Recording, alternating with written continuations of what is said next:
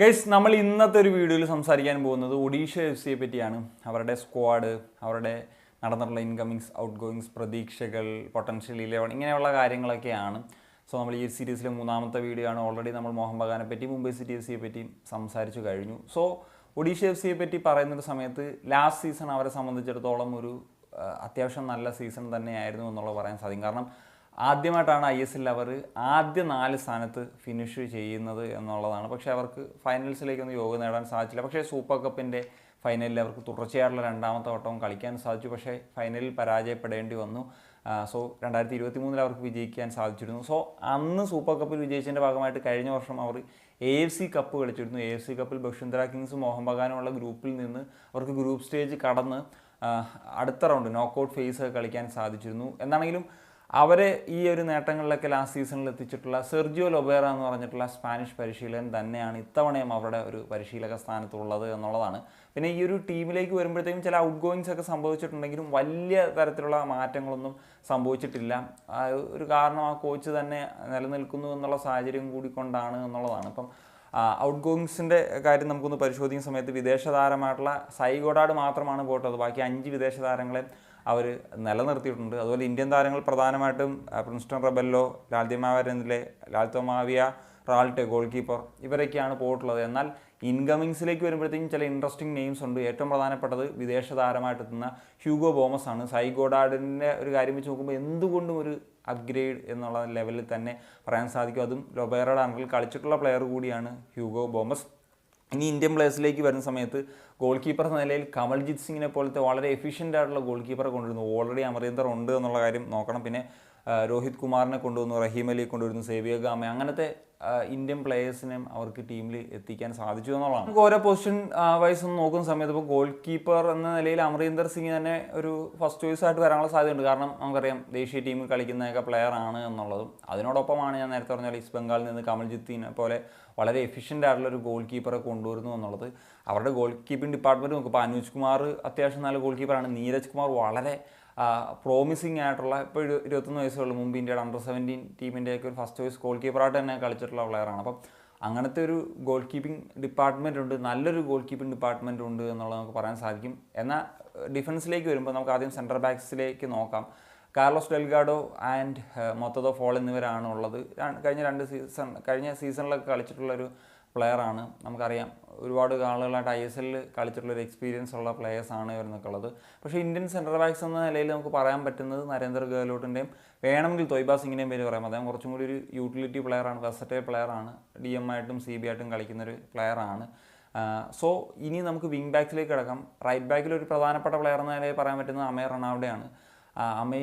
അമേ കൂടാതെ അങ്ങനൊരു നല്ലൊരു ഓപ്ഷൻ എന്ന നിലയിൽ ചിലപ്പം പ്രോമിസിങ് ആയിട്ടുള്ള യങ്സ്റ്റേഴ്സ് വന്നേക്കാം. പക്ഷേ അമേ തന്നെയാണ് ഏറ്റവും എടുത്ത് പറയേണ്ട പേര്. ലാസ്റ്റ് സീസൺ നന്നായിട്ട് കളിക്കുകയും ചെയ്ത പ്ലെയറാണ്. ലെഫ്റ്റ് ബാക്കിലേക്ക് നോക്കുമ്പോഴത്തേക്കും ജെറി ലാട്ടും സാലയും, അതുപോലെ സാവിയോ ഗാമെ ഗോവയിൽ നിന്ന് മുമ്പ് ലൊബേറയുടെ അണ്ടറിൽ കളിച്ചിട്ടുള്ള പ്ലെയറാണ്. അദ്ദേഹത്തെ എത്തിക്കാൻ സാധിച്ചു എന്നുള്ളതാണ്. ഇനി ഹോൾഡ് മിഡ്ഫീൽഡിലേക്ക് വരുമ്പോഴത്തേക്കും ISL കണ്ട one of the best defensive മിഡ്ഫീൽഡറായിട്ടുള്ള അഹമ്മദ് ജാഹു അവരോടൊപ്പം ഉണ്ട്.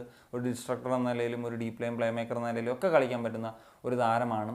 അതിന് പുറമെ ഇപ്പോൾ ടീമിലെത്തിക്കുന്ന താരമാണ് രോഹിത് കുമാർ. പിന്നെ ഓൾറെഡി റെയ്നിയ ഫെർണാണ്ടസ് ഉണ്ട്, ക്യൂട്ടിയ ഉണ്ട്. തൊയ്ബ ആണെങ്കിലും CB ആയിട്ടും DM ആയിട്ടും കളിക്കുന്ന പ്ലെയർ ആണെന്നുള്ള കാര്യം ഞാൻ നേരത്തെ പറഞ്ഞു. ഇനി അറ്റാക്കിംഗ് മിഡ്ഫീൽഡിൽ ഹ്യൂഗോ ബോമസ് തന്നെയാണ് ഒരു പ്രധാനപ്പെട്ട നെയിം. പിന്നെ മറ്റൊരു ഓപ്ഷനായിട്ട് പറയാൻ പറ്റുന്നത് ഗീസൺ സിംഗ് എന്ന് പറയുന്ന യങ്സ്റ്ററാണ്. പിന്നെ നമുക്ക് PTM AM എന്ന റോളിൽ കളിക്കാൻ പറ്റുന്നൊരു പ്ലെയർ തന്നെയാണ്. പിന്നെ ഇസാക്കിനെയും ഒരു വിങ്ങറാണെങ്കിലും ഒരു അറ്റാക്കിംഗ് മിഡ് റോളിലും കളിക്കാൻ പറ്റുന്നൊരു പ്ലെയർ ആണെന്നുള്ള കാര്യം നമുക്കറിയാം. ഇനി വിങ്ങേഴ്സിലേക്ക് വരുമ്പോഴത്തേക്കും റൈറ്റ് വിങ്ങിൽ ജെറി മാവിയ എന്ന് പറയുന്നൊരു പേരുണ്ടെങ്കിലും റഹീം അലി ആ ഒരു പൊസിഷൻ, അദ്ദേഹം സെൻട്രൽ ഫോർവേഡാണ്. പക്ഷേ ആ ഒരു പൊസിഷനിൽ ലൊബേറ ഈ സീസണിൽ പരിഗണിക്കാൻ സാധ്യത വളരെ കൂടുതലാണ്. ലെഫ്റ്റിലേക്ക് വരുമ്പോൾ ഇസാക്ക് തന്നെയാണ് ഒരു പ്രധാന നെയിമായിട്ട് പറയേണ്ടത്. ഇനി സെൻട്രൽ ഫോർവേഡിലേക്ക് വരുമ്പോഴത്തേക്കും ലാസ്റ്റ് സീസണിൽ ഗോൾ അടിച്ചു കൂട്ടിയിട്ടുള്ള റോയ് കൃഷ്ണയും ഡീഗോ മൊറീഷ്യയും നിലനിർത്താൻ സാധിച്ചു എന്നുള്ളത് ഒരു നല്ല കാര്യം തന്നെയാണ്. കാരണം അവരുടെ പ്രധാനപ്പെട്ട 2 സ്ട്രൈക്കേഴ്സാണ്. 2 പേരും ഗോൾ അടിച്ച് കൂട്ടിയാണ് ഈ 2 താരങ്ങളെയും അവർക്ക് നിലനിർത്താൻ സാധിച്ചു എന്നുള്ളത്. ഇനി അവരുടെ സ്ട്രെങ്ത് ആൻഡ് വീക്ക്നെസ് നോക്കുമ്പോൾ ആദ്യത്തെ സ്ട്രെങ്ത് ആയിട്ട് പറയേണ്ടത് ഒരു മിനിമം ഗ്യാരണ്ടി കോച്ച് ലൊബേറ അവിടെ ഉണ്ട് എന്നുള്ളതാണ്. നമുക്കറിയാം അദ്ദേഹം ഇതുവരെ ഏത് ക്ലബിനെ പരിശീലിപ്പിച്ചിട്ടുണ്ടെങ്കിലും ടോപ്പ് 4 താഴേക്ക് പോയിട്ടില്ല. അതുപോലെ ട്രോഫികൾ കോൺട്രിബ്യൂട്ട് ചെയ്യാൻ കഴിയുന്ന ഒരു പരിശീലകനാണ് എന്നുള്ള അറിയാം. പിന്നെ അവരുടെ ഒരു പ്രധാന സ്ട്രെങ്ത് അവരുടെ ഒരു അറ്റാക്കിംഗ് ഓപ്ഷൻസും മിഡ്ഫീൽഡിലെ ഓപ്ഷൻസുമാണ് അത് ടോപ്പ് തന്നെയാണ് എന്നുള്ള കാര്യത്തിൽ സംശയമില്ല. അതുപോലെ ഗോൾ കീപ്പിംഗ് ഡിപ്പാർട്ട്മെൻറ്റ് ഒരു വലിയ സ്ട്രെങ്ത് തന്നെയാണ്. ഇനി വീക്ക്നെസ് ഓർ കൺസേൺസ് എന്ന നിലയിൽ പറയേണ്ടത് ഒരു നല്ല ഇന്ത്യൻ സെൻറ്റർ ബാക്കിൻ്റെ പ്രൂവ് ചെയ്തിട്ടുള്ള ഒരു ഇന്ത്യൻ സെൻറ്റർ ബാക്കിൻ്റെ ഒരു അഭാവമുണ്ട്. പ്രത്യേകിച്ച് ഈ ബോമസ് ഒക്കെ വരുന്ന സാഹചര്യത്തിൽ ബോമസ്, മൗറീഷ്യോ അല്ലെങ്കിൽ ഡീഗോ റോയ് ഇവർ 3 പേരിൽ 2 പേരൊക്കെ കളിക്കും എന്നുള്ള കാര്യം ഉറപ്പാണ്. അപ്പോൾ ആ സാഹചര്യത്തിൽ സെൻട്രൽ ബാക്കിൻ്റെ ഒരു ഇന്ത്യൻ പ്ലെയർ എന്താണ് യൂസ് ചെയ്ത് പറ്റും. അപ്പോൾ അവിടെ ഒരു പ്രശ്നം ഉറപ്പായിട്ട് നേരിടുന്നുണ്ട്. പിന്നെ റൈറ്റ് ബാക്കിൽ നല്ലൊരു ബാക്കപ്പ് ഉണ്ടോ എന്ന് ചോദിച്ചു കഴിഞ്ഞാലും അവിടെയും ചില ഡൗട്ട്ഫുൾ ആയിട്ടുള്ള സാഹചര്യങ്ങളാണ് ഉള്ളതെന്നുള്ളതാണ്. ഇനി ഒഡീഷ എഫ് സിയുടെ ഒരു പൊട്ടൻഷ്യൽ 11 നോക്കുന്ന സമയത്ത് ഗോൾ കീപ്പർ എന്ന നിലയിൽ അമരീന്ദർ സിംഗ് ആൻഡ് ഒരു സെൻട്രൽ ബാക്സ് എന്ന നിലയിലേക്ക് വരുമ്പോഴത്തേക്കും Carlos Delgado and Narender Gehlot എന്നിവരാണ് പ്രതീക്ഷിക്കുന്നത്. ആൻഡ് റൈറ്റ് ബാക്കിൽ അമയ്, ലെഫ്റ്റ് ബാക്കിൽ ജെറി ആൻഡ് മിഡ്ഫീൽഡിലേക്ക് വരുന്ന സമയത്ത് അഹമ്മദ് ജാഹു, പീട്ടിയ, ഹ്യൂഗോ ബോമസ് എന്നിവർ. അവർ അറ്റാക്കിങ്ങിലേക്ക് വരുന്ന സമയത്ത് ലെഫ്റ്റിൽ ഇസാക്ക്, റൈറ്റിൽ റഹീം അലി ആൻഡ് സെൻട്രൽ ഫോർവേഡ് എന്ന നിലയിൽ റോയ് കൃഷ്ണയാണ് എക്സ്പെക്റ്റ് ചെയ്യുന്നത്.